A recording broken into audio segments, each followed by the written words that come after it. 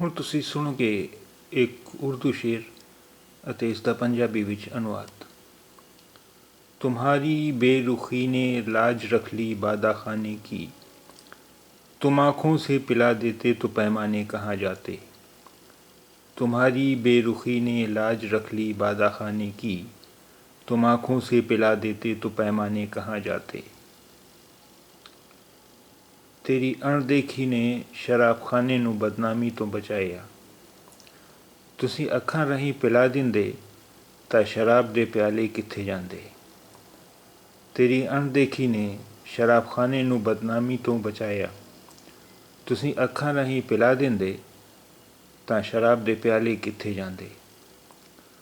तुम्हारी बेरुखी ने लाज रख ली बादा खाने की, तुम आँखों से पिला देते तो पैमाने कहाँ जाते। तुम्हारी बेरुखी ने लाज रख ली बादा खाने की, तुम आँखों से पिला देते तो पैमाने कहाँ जाते।